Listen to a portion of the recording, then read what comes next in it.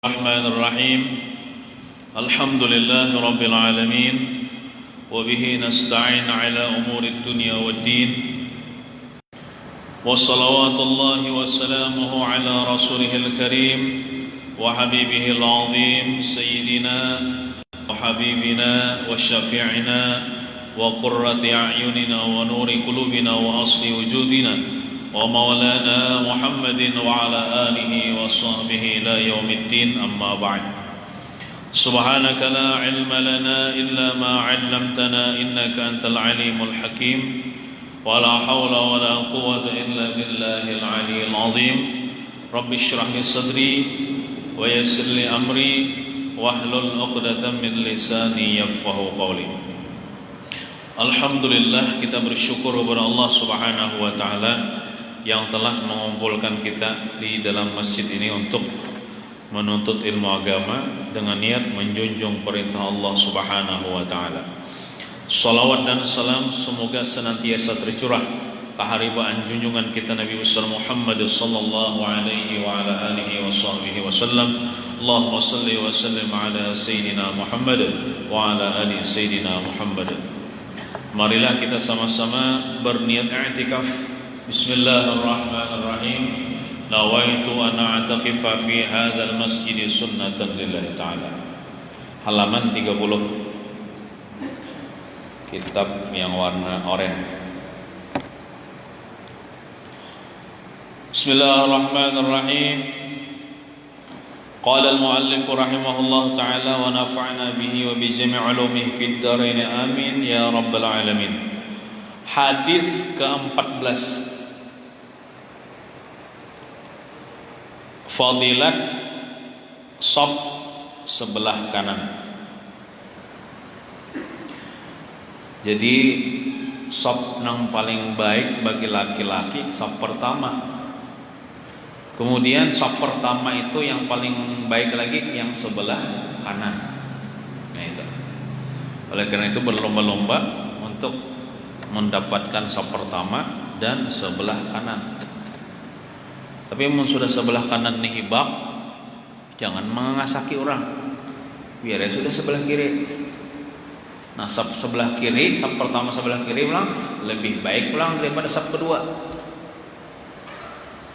Nah, seandainya shaf pertama hibak sudah, maka itu shaf kedua tuh maulah shafnya di pertengahan pulang.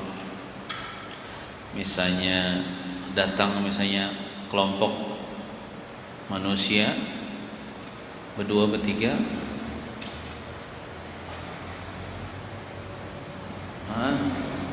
maka dia mengambil di posisi paling tengah di shaf kedua. Nah, lamun di pinggir bang, makro sah aja bang. Sembahyang berjamaahnya cuman makro. Di pinggir bang, nah, jadi di tengah pasnya.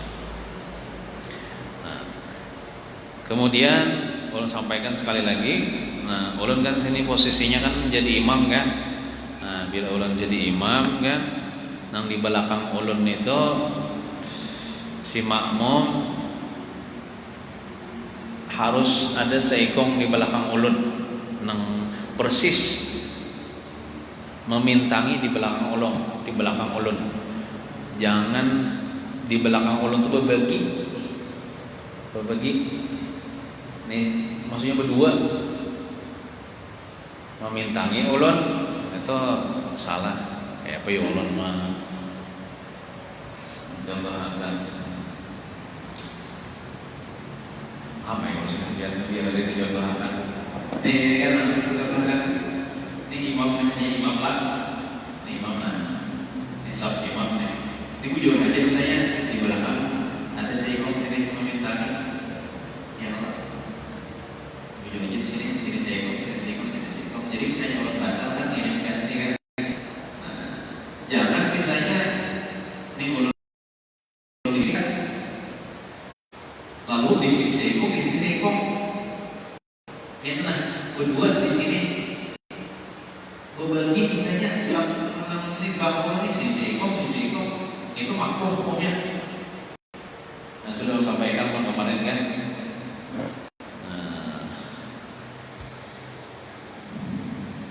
Harus ada memintangi ulun, jangan senang di belakang itu berbagi berdua. Ada aja kita di pinggir situ kan ada aja. Nah itu.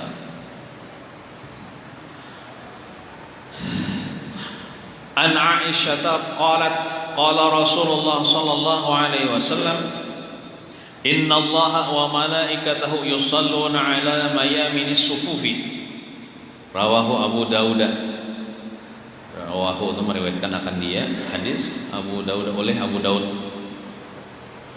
Arti hadis dari Sayyidah Aisyah istri Nabi. Beliau berkata, Rasulullah sallallahu alaihi wasallam bersabda, sesungguhnya Allah dan para malaikatnya, banyak malaikatnya, bersalawat atas orang yang berada di saf sebelah kanan. Nah, itu. Jadi saf paling baik, paling muka, kemudian paling kanan. Nah, jadi kan duanya ini dapat salawat Allah, salawat malaikat.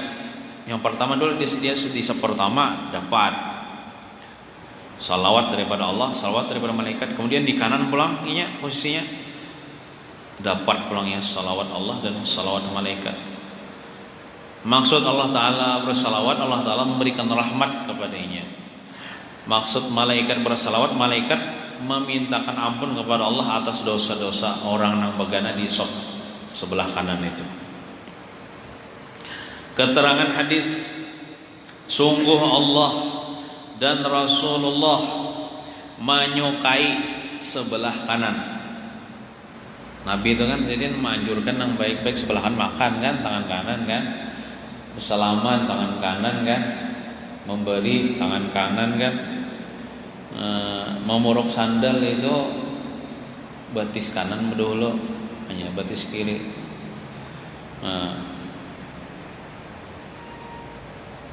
Memacul sandal dahulu apa ya batis kiri, kalau hanya batis kanan. Nah, masuk masjid batis kiri, keluar masjid batis kanan. Masuk rumah itu ya, masuk rumah batis kanan, keluar rumah batis kiri. Kalau WC kan masuk batis kiri, keluar batis kanan. Nah, itu. Kalau masuk pasar, misalnya pasar di mana masuknya? Pasar tanggaplah pintu gerbangnya kan ada. Masuk batis kiri dulu. Batis kiri, keluar pasar batis kanan. Kenapa? Karena pasar itu ujar Nabi kala, ujar perkataan ulama kan, as-suq baitus syaitan. Bermula pasar itu rumahnya syaitan. Maksudnya banyak syaitan tuh beraksi. Kenapa? Situ banyak orang berdusta. Banyak aja bang sebagian pedagang yang jujur, cuman ada aja banyak kayak juga pedagang-pedagang yang berpotensi menipu orang, mengurangi takaran dan timbangan, berdusta. Padahal pedagang itu kan pekerjaan mulia. Nabi berdagang kan, bahkan Nabi bersabda apa tuh, at-tajirus shadiq ma'an nabiyin kan gitu nah, mau salah.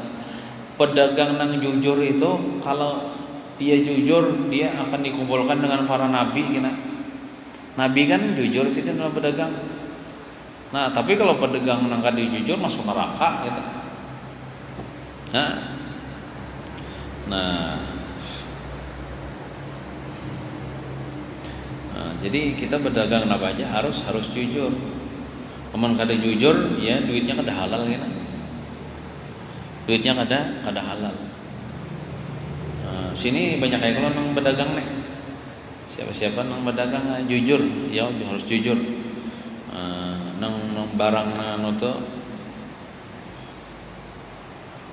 anu seadanya aja ya Allah, kita bepada seadanya, jangan tapi memuji-muji benar padahal kada tapi bagus barangnya kan. Ini bukan ulun memburukakan orang pedagang lah. Banyak kayak pedagang nang jujur. Ini kisah pedagang kado jujur. Ini bebinian bekisah. Bebinian bukan bekisah, bapandi-pandir. Lawan bini ulun.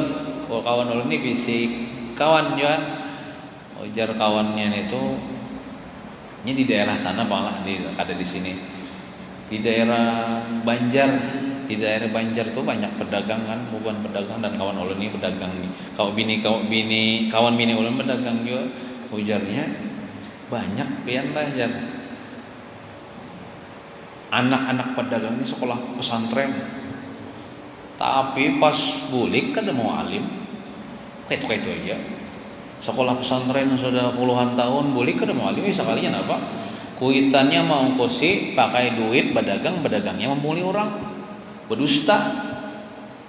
Nah, bila berdusta, bila membunguli orang pedagang, bila menipu, bila mengurangi takaran timbangan, atau mesti bapak dah. Ini banyak sudah menawari kamu aja kumurahi jan.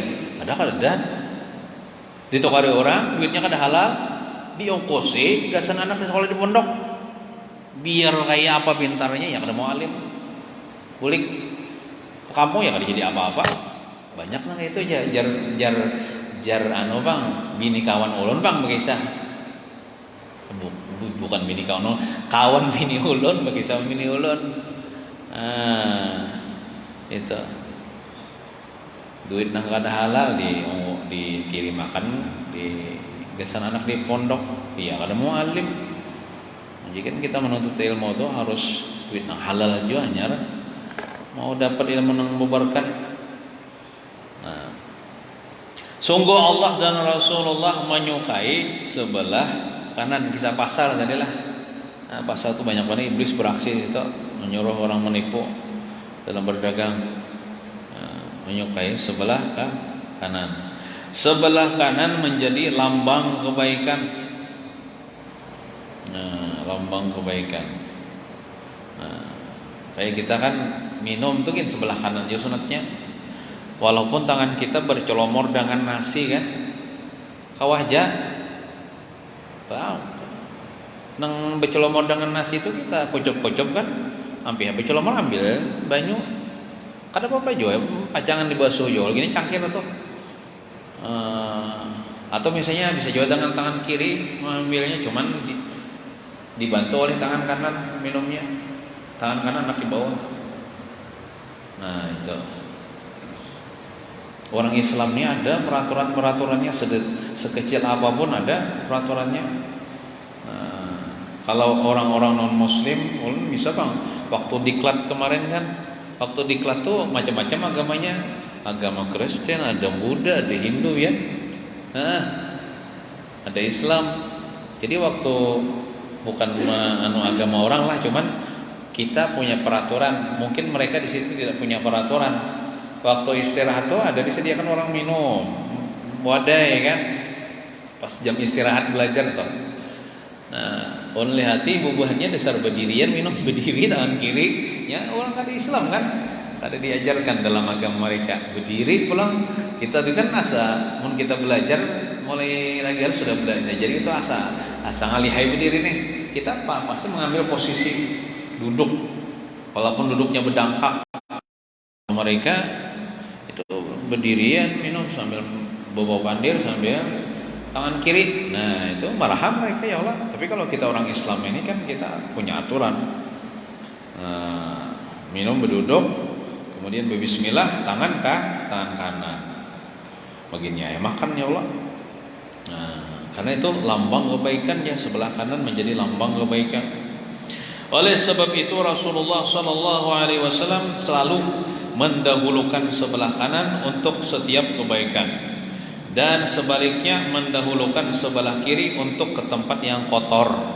Di antaranya beristinja kan pakai tangan kiri. Nah itu kalau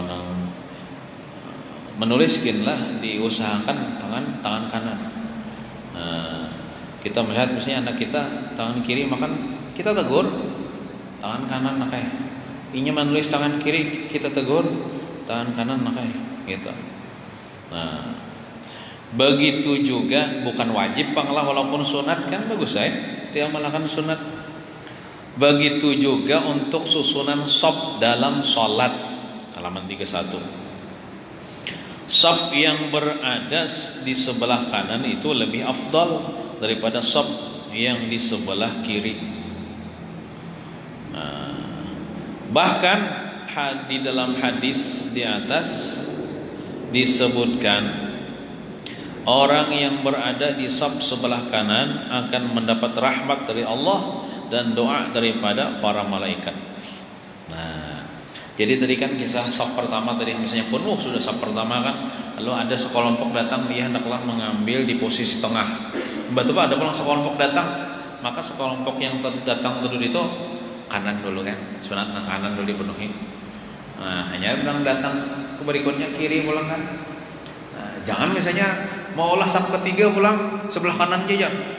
Kita hendak menjadi kanan biasa saf ketiga, saf nomor 2 belum penuh. Lebih afdal saf nomor 2 walaupun sebelah kiri daripada mengolah saf ketiga walaupun mengambil sebelah kanan tapi saf kedua masih kosong. Pamelah. Inilah susunan keutamaan saf. Nah, saf pertama sebelah kanan, kemudian saf pertama sebelah kiri. Nah, tuh kemudianlah mimnya hilanglah. Tuh kemudian mulai kemu mimnya tambahin. Kemudian saf kedua sebelah kanan, kemudian saf kedua sebelah kiri. Nah, itu susunannya. Nah, aturan ini hanya untuk laki-laki. Nah, adapun untuk perempuan maka bagi mereka ialah sebaik-baik saf adalah yang paling belakang. Makanya kan saf bebinian ini tak jauh nah daripada laki ya. Kita jauh kada apa juga. Terus amun talau parak mungkin balelekan kan. Apalagi misalnya ada berdinding. Nah, walaupun berdinding ya tak jauh juga saf. Binian non lelakian lain misalnya bini seorang kan pian misalnya sembahyang berjemaah lawan bini pian juga berduaan di kamar kan usah bini jauh pian bini seorang juga di belakang.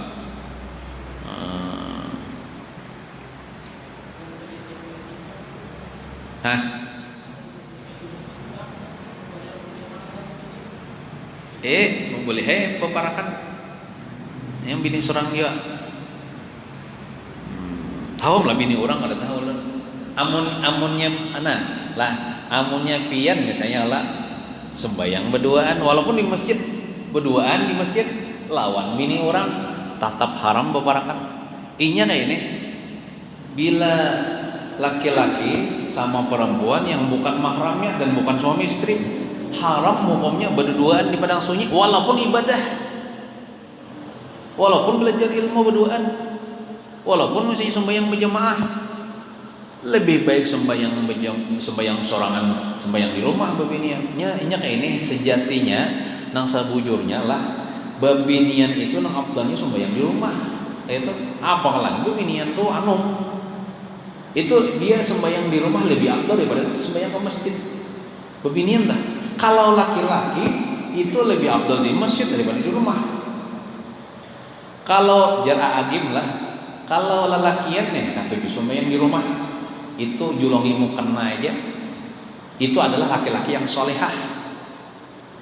Ngerti lah ya? Bukan laki-laki yang soleh.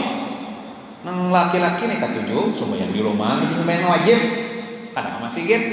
Padahal para masih gitu. Itu laki-laki yang solehah. Artinya apa? Membibini ngarannya. Bukan laki-laki yang soleh julongi mukena aja. Oh, laki-laki yang sholat itu sembahyangnya di masjid, nah wajib malah yang sunat silahkan yang bagus di rumah. Kalau nah wajib tuh di masjid laki-laki. Nah kalau bebinian nih malah lebih afdal di rumah. Nya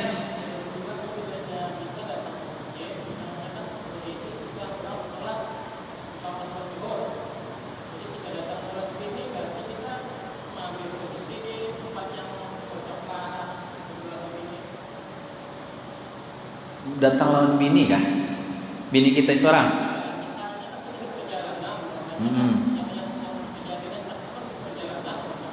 Lalu pian datang tuh mempati imam tuh lah.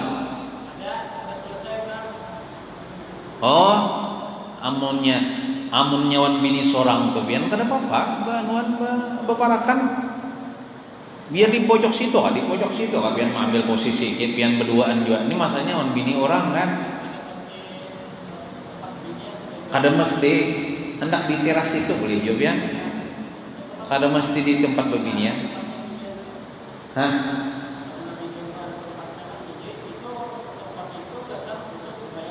Berjamaah nang mengikuti imam yang sini tadi. Tapi kalau sudah selesai tentang berjamaah, pian maulah jamaah sorangan. Tapi yang pian aja terserah hendak mengambil posisinya di mana. Gitu. Tapi namun posisinya di sini timbul kita lelakian masuk kan kurang nyaman juga kan. Jadi kira-kira mengambil posisi di belakang-belakang aja atau di ujung-ujung situ. Nah itu tadi. Nah jadi jangan salah paham misalnya beginian. Oh bagus di masjid, ya bagus di masjid. Padahal yang abdul itu beginian di rumah ya. Cukup lakinya ke masjid, inya membantu lakinya supaya mau masjidnya di rumahnya dapat jauh kepian pahala berjamaah beginian. Apalagi beginiannya misalnya bongas ke masjid timbul dililik orang kan mengkadang masjid di jalan ketemu lakian kan. Nah itu.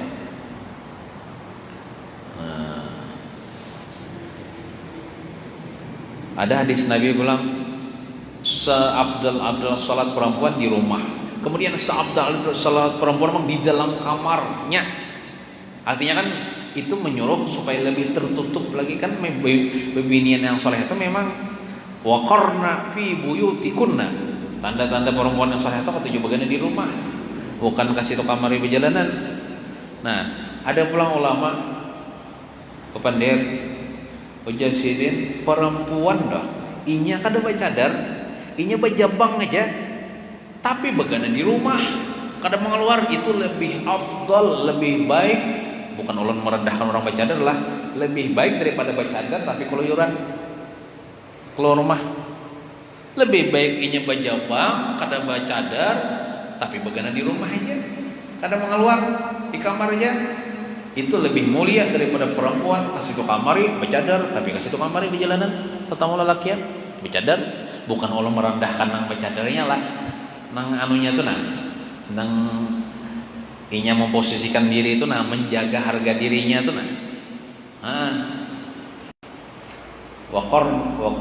waqarna fi buyutikunna, mereka itu bertetap bagana di dalam rumah-rumah mereka. Itu perempuan yang solihah. Kemudian aturan ini hanya untuk laki-laki. Nah, adapun untuk perempuan tadi maka bagi mereka ialah sebaik-baik sop adalah yang paling belakang dan seburuk-buruk sop bagi perempuan adalah yang paling awal, yang paling di muka. Bebinian misalnya beberapa kona lakian yang berjamaah itu seburuk-buruk sop. Nah bagus itu jauh-jauh akannya kayak kita nih sadang aja bang, lawan masjidnya kan ganalnya juga sah aja toh sembahyang berjamaahnya sebagaimana yang diterangkan oleh hadis riwayat Muslim, Imam Muslim. Pengarang kitab tafsir Rawhul Bayan mengatakan, hal ini jika saf perempuan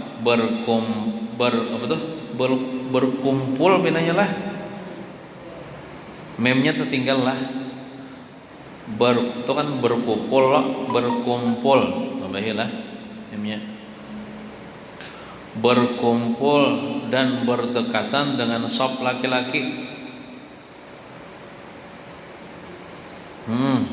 Jika saf mereka jauh di belakang maka dikembalikan kepada aturan asal, yakni saf awal yang paling abdal. Nah, jadi nang dimaksud nang seburuk-buruk saf bagi perempuan itu yaitu yang paling awal, artinya nang para kon lakian. Tapi mun jauh lawan lakian kan itu nang paling awal juga nang paling abdal bagi saf perempuan. Ada yang di ujung di belakang bah. Nah ya itu. Jadi bagus saja berjauhan kan. Sebab kita lawan kita juga sembahyang berjamaah ada jangan hipak sampai ke situ juga bang lah. Kecuali ini 10 Sa'ban lah. Maghrib bisa hanya hipak sampai ke situ. Tapi kalau nang biasa-biasanya ada sampai ke situ paling 2 sap ya Allah. Nah itu. Wallahu a'lam bishawab. Anu belum minta kopi lagi lah yang kita pilih lah. Wah ada yang belum dapat sabar ya. Ada yang mengkopi. Kita pilih ulang.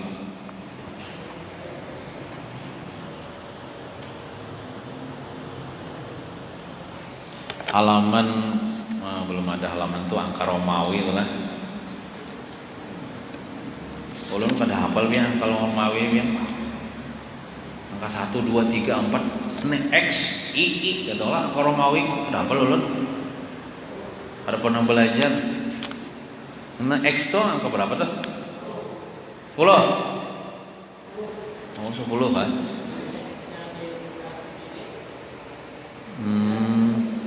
Iya. Nah itulah paling bawah tuh. Kalau tubuh kita ditimpa oleh suatu penyakit, itu bacaannya. Bismillahirrahmanirrahim. Qala al-musannif rahimahullahu taala wa nafa'ana bihi wa bi jami' ulumihi fid dharain amin. Kalau tubuh kita ditimpa oleh suatu penyakit, ini maksudnya penyakit batin, penyakit zahir lah. Misalnya anggaplah sarisman, meriap dingin, ya Allah, batukan. Nah, tentu kita akan segera menemui dokter, ya Allah. Tulah ka mantri hendak bersuntik mencari obat nih, ke warung mencari obat. Nah, untuk apa? Untuk mendapatkan perawatan dan nasihat dokter, dok kayak apa ulun ini kayak apa supaya ambil.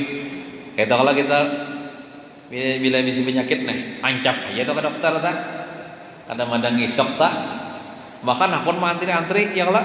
Mantri akun aja berjam-jam, bahkan setengah harianan mantri akun aja.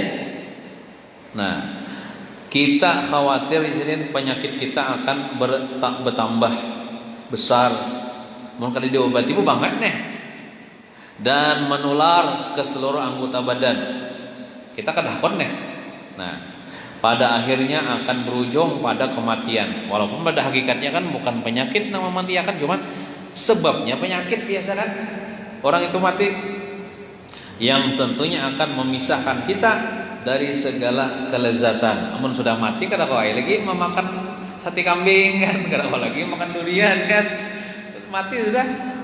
Nah, itu yang dikhawatirkan kebanyakan manusia. Dan kebahagiaan dunia ini lalu berpisah dengan kebahagiaan di dunia, berpisah dari keluarga kan, anak bini kan. Nah, maka penyakit yang ada di dalam hati yang merupakan tempat pandangan Allah Ta'ala itu lebih perlu untuk mendapat perhatian. Nah, penyakit yang di dalam hati itu lebih lagi ya nang penyakit ria, sum'ah, takabur, pahirian, dengki dan lain sebagainya dah. Itu sebenarnya lebih lagi untuk diperhatikan dan lebih utama untuk mendapat perawatan yang rapi dan pengobatan yang sempurna. Kenapa ya? Karena bila kita punya penyakit zahir kan kayak batukan ini, bila kita mati habis kelak dah kisahnya, riwayatnya kan dibawa ke kubur kelak. Tapi kalau penyakit batin, riya, sum'ah, takabur, pahirian, dengki, buruk sangka, benci dan lain sebagainya, bila kita mati umpat juainya ke dalam kubur. Tak bawa penyakit itu ya dipukuli malaikat kena. Tak bawa ke akhirat masuk neraka dipukuli malaikat. Jadi bahayanya tuh gonal benar berterusan, lamun kada dibuangi, lamun kada diobati, lamun kada dapat perawatan. Gitu. Nah, amun manusia kada berilmunya kada tahu masalah itu. Sibuk ngurusi nang penyakit zahir aja, batinnya kada diurusi. Iya kita bila tahajud mati, kenapa aja? Aku ini masuk neraka, punya penyakit sekalinya, penyakit pahirian misalnya kada diobati, tak bawa mati. Nah, jadi mengobati penyakit zahir itu perlu juga, tapi yang lebih perlu lagi penyakit batin dibuangi. Supaya kayak apa caranya supaya kita ini jangan pahirian, supaya beribadah ini jangan ria, jangan hendak minta pujian manusia, itu yang perlu. Nah, Coba kita renungkan ya Sidin. Kita ini semua merenung, memikirkan, jangan belajar aja, tapi kada direnungkan, kada dipikirkan. Coba kita renungkan, begitu besar perhatian yang telah kita berikan terhadap tubuh yang kasar ini, tubuh kita nih. Walaupun hanya sedikit penyakit yang datang menghinggapinya, kita pasti akan segera pergi ke dokter, ya lah, melakukan perawatan karena rasa takut kita pada kematian. Namun Yesiden, betapa kita tidak mau mengambil perhatian terhadap penyakit yang hinggap di hati kita, yang jika dibiarkan dan tidak dirawat, kita bukan hanya sekedar terpisah dari kelezatan dan kebahagiaan yang bersifat sementara, tetapi kita juga akan berpisah dari kelezatan surga yang kekal abadi itu. Bila penyakit batin ini bawa mati, bisa kada masuk surga bian, atau masuk surga juga cuman lambat, disiksa dulu di neraka, dibersihkan dulu di neraka. Penyakit batin itu dibersihkan dengan api neraka, ya disiksa. Sudah bersih hanya gini masuk ke surga, karena di surga itu tidak menerima kecuali orang-orang yang suci daripada penyakit-penyakit batin. Orang masuk surga itu orang yang sudah disucikan Allah Ta'ala, mau nang rigat kan masuk surga, karena surga itu bersih, surga itu suci. Bila jangan-jangan kan itulah, bila kita tuh masuk ke mall kan ada security-nya tah. Bila kita nang kada kakaruan, jangankan kita rigat, baju bercarik-carik kan, makanya orang gila, oh kada diberi akannya masuk. Baju bercarik-carik, dipadakannya orang gila kada boleh masuk. Apalagi misalnya awak nang dicak di pucirin ini bat tuntuk ke mana nang masuk ke mall, bisa riki security bener Kenapa? Mall itu tempat yang bersih, misalnya bagi buahnya kan kada boleh masuk itu, jual orang nang bersih kan. Kada rigat kayak itu juga surga kan, maginya surga. Amun bila rigat kada mau masuk surga lagi. Amun hati kita nih masih rigat kada banyak masuk surga. Nah, dan sudah barang tentu jikalau seseorang itu tidak berpeluang masuk ke dalam surga, ia akan dimasukkan ke dalam neraka. Mana lagi tempat mengada di neraka kan? Dua aja pilihannya, yang sangat dahsyat dan mengerikan itu. Nauzubillahi min zalik. Ati nauzubillahi min zalik itu kami berlindung dengan Allah min daripada zalik, yang demikian itu neraka. Kita berlindung dengan Allah daripada masuk neraka, jangan sampai masuk neraka. Nah, oleh karena itu Yesiden, marilah kita memeriksa hati kita masing-masing. Jadi kayak ulun kan kada kawa manu hati pian kada kawa manu hati kita masing-masing merasakan nang siapa nang ria. Oh aku ni ria bang. Nah, kita jangan bisa merasakan introspeksi diri lah. Nah, kita jangan kada kawa kita minta anokan orang, kecuali misalnya orang itu memang guru nang ahli dalam ilmu kebatinan kan, masalah hati kan, nang kau membimbing kita kan, nang kasap ke contoh, nang tahu tentang hati kita kan, dipadakan si dinai, ikam ni bisi penyakit ini obatnya ini. Tentunya mengaji dulu kan, mun kada mengaji agama kada tahu seorang ni kurang toh, tamun kada mengajinya kada tahu barinya bungol, dikiranya pintar Makanya ujar ada perkataan ulama kah, tuntutlah ilmu sampai kamu bungol aja. Orang kan biasanya tuntutlah ilmu sampai pintar. Ini tuntutlah ilmu agama sampai kamu bungol. Kita sebujur bang, amun kita tuh kada menuntut ilmu agama, kita kada tahu akan kebodohan diri kita. Pas sudah kita menuntut, aku kada tahu bang bahar itu tagawi mau bungolnya aku. Nah, sampai-sampai kita pada puncaknya nang alim tuh Allah Ta'ala aja lagi, nang manusia ini bungol termasuk aku. Nah, itu maksudnya supaya kita kadang merasa pintar, merasa aku nih jahil, aku nih bungol. Itu nang tujuan menuntut ilmu tuh. Kadang orang menuntut ilmu semakin merasa pintar, semakin sombong. Itu namanya kadang masuk ilmu ini tuh. Nah deh. Nah, apakah itu sehat ataukah dihinggapi penyakit? Kita jangan tahu kan.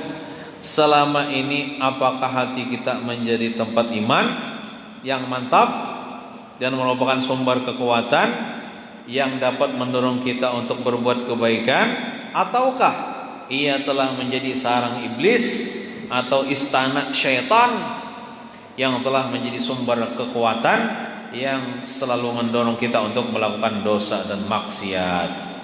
Kini jelas kita tuh hendak mengetahui hati kita nih berasih ke kata hati gawian kita sehari-hari ya. Bila gawian kita nih pina membala, berarti hati kita tuh kada baik. Bila kita nih pina baik aja gawian kita nih sesuai dengan syariat kan, berarti bujur aja hati kita tah. Nah itu aja tah tanda-tandanya. Nah, ya hati kan yang memerintah anggota kita nih. Nah, bila mengoler tak sembayang berarti hati kita tuh masalah tak. Nah, bila koler beribadah misalnya berarti hati kita tuh masalah. Misalnya hendak maksiat saja berarti hati kita tuh masalah. Nah, cobalah kita meraba dada kita, bukan meraba itu mencapai lah, kita rasa-rasa tak, maksudnya meraba itu dengan perasaan kita. Cobalah kita meraba dada kita masing-masing dan bertanya kepada diri kita sendiri, sejauh mana ketaatan kita kepada Allah Ta'ala. Kita pikirkan mulai besok tadi sampai ini dihitung-hitung, banyak beribadah, gak banyak santainya kah? Banyak baca Quran kah? Banyak mencik HP kah? Nah, kita introspeksi diri tak? Oh, banyak mencik HP aja bang, kadang karuan melihat status orang. Maka statusnya bila dibacain satu persatu ada kekarasaan 3 jam. Itu baru Facebook, belum lagi Instagram kan, melihat status orang, bacain itu ngegutingan. Belum lagi Twitter kan, berapa sudah? Baca Quran kan ada misalnya ya Allah. Nah, jangan cuma merenungin itu, artinya diperbaiki ya kita. Sejauh mana ketaatan kita kepada Allah? Sudahkah kita merencanakan untuk masa depan kita di akhirat nanti? Jadi kita tuh harus punya rencana. Contoh maksud rencana kan niat yang baik. Nah kayak malam esok aku kira hendak berencana pulang, hadir pulang ke masjid hendak memaulidan. Itu kan rencana yang bagus dah. Belum lagi kita melakukan maulid itu sudah dicatat tuh pahala dah. Seandainya kita berniat kayak itu, tak misalnya esok mati kan, belum lagi hadir maulid, tetap dicatat pahala dah. Pahala hadir maulid dah. Aku berencana pulang, kena hendak hadir pulang misalnya kan malam kan acara pulang. Kada mesti di sini bang lah, di mana-mana aku hendak di majlis itu kan. Aku kira hendak membaca dalail kan, hendak bulik nih aku hendak sembahyang hadiah, orang sembahyang hadiah belum oleh digawe nih. Nah, jadi rencana untuk akhirat kita. Jangan aku nak berencana nonton TV kan aja. Hendak jar kada kakaruan nih, hendak nongkrong ya. Jadi kita harus punya rencana yang bagus untuk masa depan kita itu bukan hari tua di akhirat kita, di kubur kita masa depan kita. Nah, merencanakan untuk masa depan di akhirat nanti. Makanya ada guru kita kan menulis tentang buku ini. Ada jatuh di situ diwakapakan dari Pondok Pesantren Yasin nih, mewakapakan waktu ibu banjir tadi. Nah, ini bekal akhirat. Bekal sebuju bekal nih. Jangan menulislah bakul. Mana membaca bakul ini bekal. Bekal akhirat artinya sidin sebelum meninggal dunia dasar menyusun ini supaya murid-murid sidin siapakah orang Islam membaca ini supaya gasan sango di akhirat. Yasin ada sinilah, tabarak ijawaqatil waqiah, apalagi salawat menyalawat inilah, ratib haddad ada juga di sini, asmaul husna kita baca nang imbas subuh dah ada juga di sini. Macam-macamnya lagi. Bahkan di sini ada nolnya nih, apa namanya, diijazahkan juga oleh sidin secara tulis nih. Macam-macamnya sini ya Allah. Nah, sidin bahas istilah maulah bekal akhirat bila membaca ini kesan sangu kita di akhirat kan. Ada aja tuh di situ banyak aja tuh. Jangan dibawa balik, baca di sini aja karena wakaf gasan masjid ini kan. Jadi di sini aja baca, dibawa balik ini bukan kan pahala. Kalau berdosa bekal akhirat. Nah, makanya kan biasanya ulun membaca apa? Doa setelah membaca surah Tabarak itu, kalau di Yasin lain kan ada, misalnya ada juga kada sama artinya lawan, kada sesuai artinya lawan isi surah Tabarak. Makanya kan Mbah Tuntung membaca surah Tabarak, ulun baca doanya kalau doanya ini bagus. Kenapa? Bagus sesuai dengan fadilat surah Tabarak. Kan surah Tabarak ini fadilatnya kita menyelamatkan kita daripada siksa kubur. Jadi dalam riwayat itu kita tuh mati di kubur. Nang surah Tabarak nang rajin kita baca setiap malam itu nya beongah lawan Tuhan. Maksud beongah tuh pian bisa kalau ngeliat kekanakan dong. Kekanakan tuh bila inya hendak barang itu nangis inya buat tagihon mamanya. Pokoknya bila kada ditukarakan inya tetap aja menangis. Ditukarakan hanya nabi menangis. Jadi surah Tabarak tuh kayak itu dikubur orang nama surah Tabarak inya nih meruncak-runcak ke jero bahasa kampungnya betagih-tagih lawan Tuhan. Hamuk bahasa gitunya. Pian Tuhan bila kada maampuni orang nih nah ulun tetap aja meruncak-runcak hamuk kon pian ampuni hanya kalau tenang ujar surah Tabarak tuh. Lalu diampuni Tuhan orang nama surah Tabarak hanya inya tenang surah Tabarak pak. Kada gampangan surah Tabarak ini kalam Allah Quran kalau tak. Dan Allah Taala wan kalamnya itu kan kalam Allah Taala tuh deh. Apa yang dihendaki kalam Allah Taala gina dikabulkan Allah Taala. Makanya di dalam doanya itu apa? Kalau artinya lah Allahumma afina min kulli balai dunya wa azabil qabri wa azabil. Ya Allah, afiatkanlah kami daripada bala dunia, bala kubur, bala azab akhirat. Nah, pian amin ya pian ya Allah. Nah, ya Allah, sesungguhnya Engkau namai ini surah Tabarak perantaraan lidah Nabi Muhammad bersabda Al-Mani'ah. Ini surah Tabarak ini Mani'ah yang menegah daripada siksa kubur, Al-Munjiah yang menyelamatkan orang membacanya daripada siksa kubur. Engkau tegah bagi orang yang membacanya daripada fitnah kubur. Fitnah kubur itu lihat ditakuni malaikat. Jadi orang malam surah Tabarak setiap malam malaikat makan kita kadang menanya lagi di kubur nyamannya.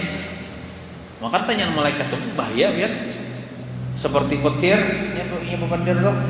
Bahkan lebih daripada petir yang menakutkan di dunia ini. Insya Allah orang malam surah Tabarak ini kada ditakuni malaikat di kubur. Namun kada percaya pun mati dulu. Tapi baca bang surah Tabarak lah setiap malam. Makanya ulun sayang banget surah Tabarak ini yang untuk tinggal.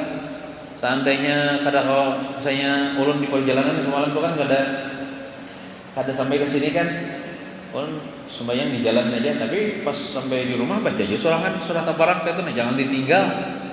Nah, wa tunjihi min azabihi, dan engkau lepaskan orang yang membacanya daripada azab kubur. Hatta tudkhilahul jannah, sehingga engkau masukkan orang itu ke dalam surga. Allahumma a'idna min fitnatil qabri, ya Allah lindungilah kami daripada azab fitnah kubur dan azab kubur, wa ajirna min azabin nar, dan selamatkanlah kami daripada azab neraka, lepaskanlah kami daripada azab neraka, wa adkhilal jannata bisyafaati hadhihi surah, dan masukkanlah kami ke dalam surga dengan syafaat pertolongan ini surah Al-Mu'azzamah yang diagungkan, surah Tabarak nih. Nah ini kan bekal akhirat nih, jadi bekal akhirat. Jadi kita tuh harus punya bekal untuk akhirat, harus punya rencana untuk akhirat kita. Nah, alhamdulillah kan kita di sini di masjid ini kada sekedar majelis ilmu aja, tapi juga majelis amaliyah kan. Ada juga kita beramalan kan, seperti mau baca maulid, baca burdah kan, yang berjamaah kan, berwirid kan, baca surah Tabarak kan, baca Yasin kan setiap malam Jumat kan, ada jatah. Nah, udah istiqamah jatah. Nah, mana tadi? Sudahkah kita merencanakan untuk masa depan kita di akhirat nanti, seperti kita merencana untuk hari tua kita di dunia? Ya ada orang bapak aja biar coba tok begawi nyaman aja tuh aku kita menikmati aja lagi. Ya lah, ada orang waktu sibuk mana berusaha menemukan harta, Niatnya apa? Supaya umur 40 tahun aku kada lagi berusaha, aku santai jadi lagi mai lawan anak cucu, santai jadi lagi namanya. Kada lawas juga di dunia nih. Orang berlomba-lomba menumpuk harta untuk menikmati di masa pensiun, di masa tua. Tapi kenapa kada menumpuk-numpuk amal ibadah supaya dinikmati kina di masa depan yang kekal abadi, yaitu di akhirat. Namun kita menumpuk-numpuk harta untuk masa depan di dunia ini setamat aja juga. Umur misalnya 40 tahun nikmati, ya kada lawas mati, kada sampai 70-an mati. Duit yang anu tuh ada habis juga kan. Anak cucu ini mau waris kan. Nah, ini kita yang lebih kita utamakan lagi tuh kita mengoleksi amal ibadah kan. Bekal akhirat untuk nanti di dalam kubur kita. Gitu. Nah, oleh karena itu kita jangan koler beribadah, jangan koler menuntut ilmu agama. Nah, jangan koler hadir di acara maulid, acara burdah, acara dalail kan. Nah, walaupun orangnya sedikit tidak apa-apa. Maka bersiaplah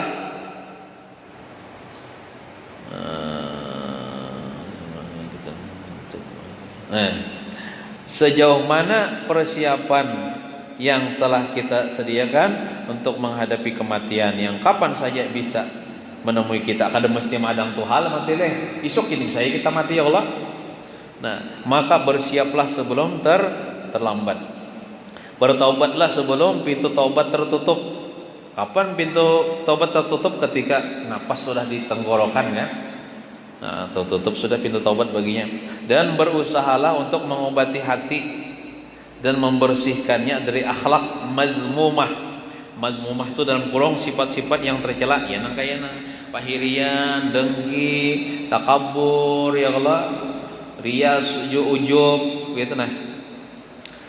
Buruk sangka, gitu nah. Itu dibuangi dengan bercermin pada pengajaran yang telah diwariskan oleh junjungan kita Nabi Muhammad sallallahu alaihi wasallam. Berarti ya harus menuntut ilmu dah. Menuntut ilmu yang datang dari Rasulullah, tentunya kepada para ulama kan. Nah, nyaman ulama memadahkan penyakit-penyakit hati itu kayak ini, cara mengobatnya kayak ini. Jadi tahu kita, mau begini di rumah aja kita tahu Nah, sebagai hadiah yang besar kepada umatnya. Jadi sebaik-baik hadiah yang Allah Rasulullah wariskan yaitu ilmu agama kepada umatnya. Jadi alhamdulillah kita hadir di tempat ini, kita mengambil hadiah sebaik-baik hadiah dari Rasulullah, sebaik-baik warisan dari Rasulullah. Apakah lagi yang kita baca ini hadis Nabi nih, hadis Nabi kan berbagai warisan Nabi nih di masjid. Tapi warisnya ilmu agama bang. Nah, marilah kita mengikuti nasihat beliau yang timbul dari perasaan cinta kepada kita umatnya. Jadi Nabi kita itu sidin cinta benar kepada umat sidin nih. Nah, kita harus mencintai juga lawan sidin. Oleh karena itu kita harus mengikuti nasihat sidin. Nah, di mana tidak ada suatu jalan dari jalan kebaikan kecuali Rasulullah SAW telah menunjukkan kepada kita. Jadi jalan-jalan kebaikan ini menuju surga sudah dijelaskan oleh Nabi. Amalannya ini jalan Nabi. Walaupun misalnya menuju surga itu banyak jalannya. Ada lewat pintu birrul walidain, pintu berbakti kepada mama abah, ya. Itu harus dibaiki hubungan non kuitan dah. Kayak apa ya pian kita sembahyangnya banyaknya tapi orang kuitan gak ada ridho bisa masuk surga tuh ngalih. Terhalang daripada masuk surga. Nah, itu minta ampun, minta ridho lawan kuitan. Makanya Allah semalam bulik mainnya kuitan nih. Nah, minta doakan, minta halal, minta ridho lawan kuitan. Apalagi pian parak lawan kuitan misalnya kan di sini, atau misalnya kuitan sudah meninggal, hadiahi kuitan kan supaya kuitan ridho. Nah, bisa juga lewat situ kan masuk ke dalam surga. Rasulullah sudah menjelaskan ada pintu surga lewat salawat kan, orang kata 70 maulidan kan bisa. Ada lewat sedekah misalnya, sedekah nih jangan juga hendak minta puji kan. Nah, sebaik-baik sedekah secara sir, secara sembunyi-sembunyi, dan itu memadamkan kemurkaan Allah. Bila kita tuh berbuat dosa besar misalnya Tuhan murka. Cara mengobatinya, cara memadamkan kemurkaan Allah, bersedekah secara sembunyi-sembunyi pian. Secara sembunyi-sembunyi misalnya pian bisin apa, anggaplah pisang sesikat kan, pisang sesikat. Oh situ orang fakir miskin bang, atau baras misalnya di Selitar, nah bawa ke pintunya tuh, aduh usah pian mengatok ketahuan, andak ya di muka pintunya, gantung di muka pintunya tulisi nih kesan pian, anggapnya misalnya naranya anang nih kesan pian anangai, nah, jangan dari si anu, nah, ketahuan orang ini secara sembunyi-sembunyi ya. Bila nyembuka, oh ada boras bang, hati bang, oh ada bang kesan aku, ada tahu nih siapa yang bersedekah, itu memadamkan kemurkaan Allah, sedekah secara sembunyi-sembunyi. Kada usah lagi dikuya pas tamunya, nah kayak apa kabar? Tahu lah, pada waktu aku tuh dari, nah itu kan mau yang pelanggarannya tahuan, nah baru ya, baru harus sebagai kisah. Nah itu kan termasuk menjaga hati kalau tah, supaya hati kita tuh kada hendak minta puji.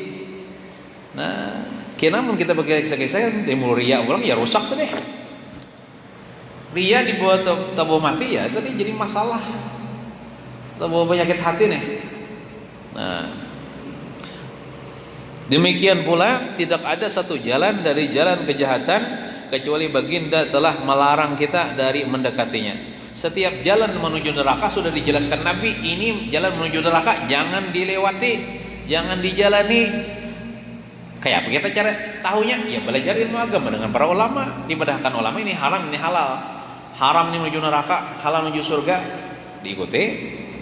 Nah, maka marilah kita mengikuti nasihat beliau agar kelak kita dihimpunkan, maksudnya dikumpulkan pada hari kiamat nanti bersama-sama dalam barisan umatnya yang setia kepadanya dan mendapatkan syafaat yang besar karena kita menghargai nasihat dan pengajaran yang telah Rasulullah SAW berikan. Ikan nih hadis-hadis ini masalah nasihat-nasihatnya nih, nasihat Nabi yang harus kita amalkan supaya kita mengamalkan takumuluan Nabi. Sebaik-baik teman di surga itu ya Rasulullah. Di surga itu kan amun kadidan Nabi kada rami.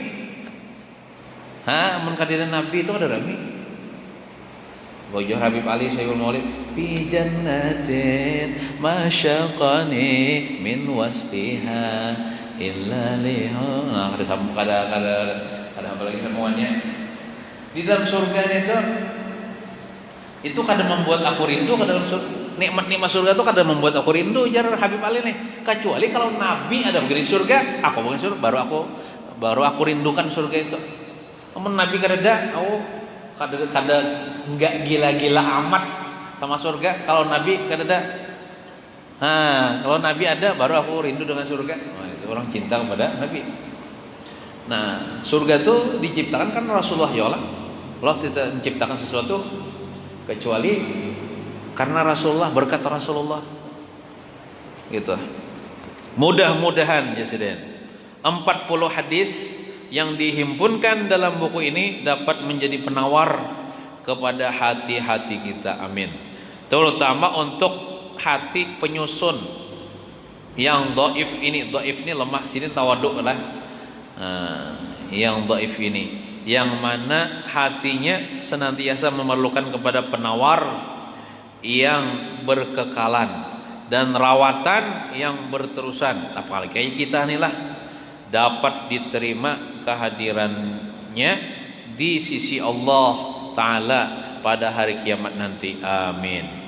Nah dalilnya di tanah Allah Ta'ala di hari kiamat nanti cuma menerima orang yang hati bersih lah. Toh dalilnya nah, yauma la yanfa'u malun wala banun illa man atallaha biqalbin salim. Ada kalau di dalam doa haul lah. Yauma la yanfa'u malun wala banun illa man atallaha biqalbin salim ya. Yalah. Apa artinya? Itu ada artinya pada hari itu, maksudnya hari kiamat. Sudah tidak berguna lagi harta benda dan anak-anak. Walaupun kita sugih di dunia ini, mati, pas di akhirat kada berguna lagi hartanya itu, apalagi hartanya kada disedekahkan. Tapi mun hartanya disedekahkan dulu, kesan bekal akhirat berguna emang lah. Maksudnya harta yang kada disedekahkan untuk kebaikan tak kada berguna. Dan anak-anak walaupun banyak bisi anak buah, banyak bisi apa bodyguard, banyak bisi pengawal, banyak bisi prajurit nang di dunia ini katujuh mengawal, bilanya kemana aja dikawal terus. Bila ada hendak menembak, pengawalnya kawam mana menangkap piloronya, sehingga petuanannya karena di akhirat ada berlaku lagi nih tah, ada bermanfaat lagi nih tah.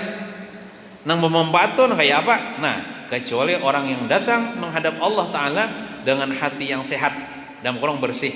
Hati nang kadida ria, kadida sum'ah, kadida takabur, kadida hiri dengki, kadida pemalar itu nah. Itu nang diterima Allah.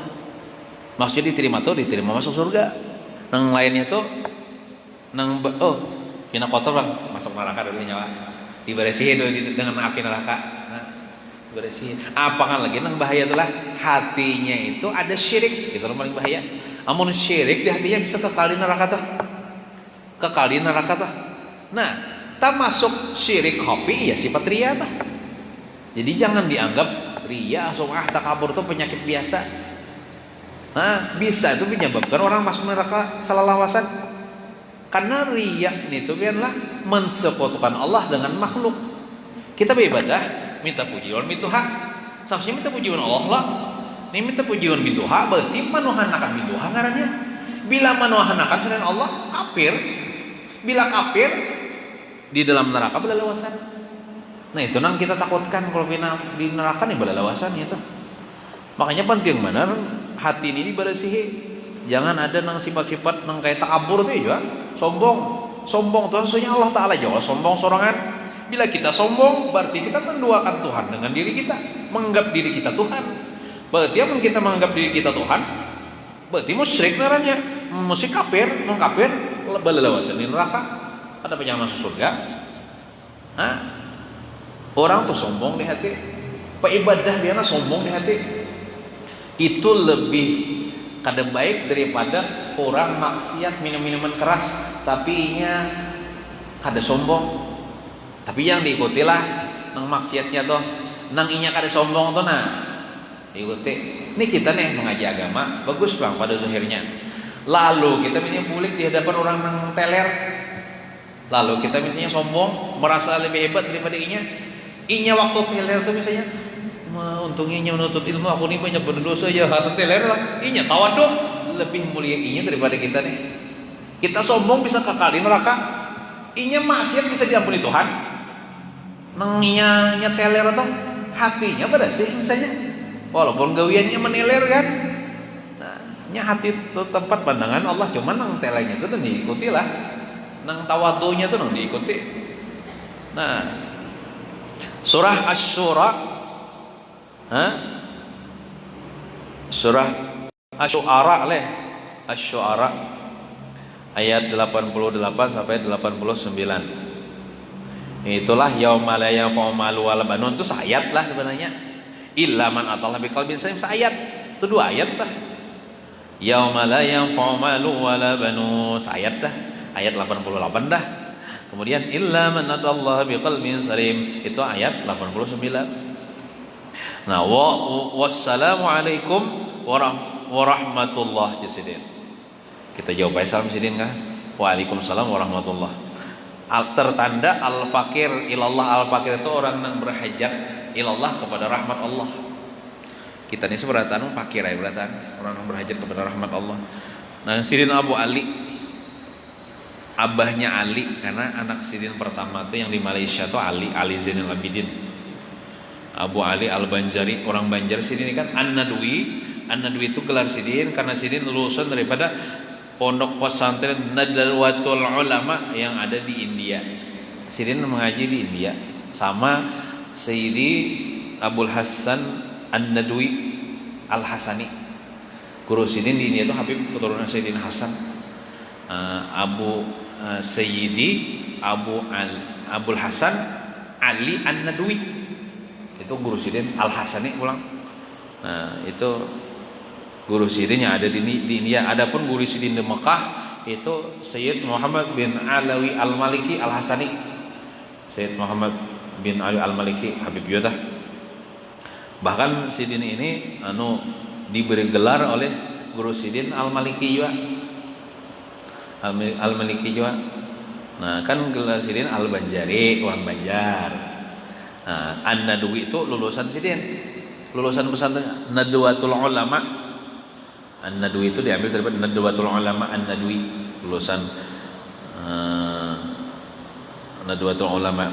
Kemudian coba disampul itulah Al-Maliki, ya itulah Al-Maliki. Al-Maliki itu Syed Muhammad bin Ali Al-Maliki bang hadiahi gelar itu karena waktu Sidin, karena Sidin menakib Sidin sedikit nih. Sidin begana di Malaysia, imbah sekolah di India, kemana-mana lagi Sidin menuntut ilmu.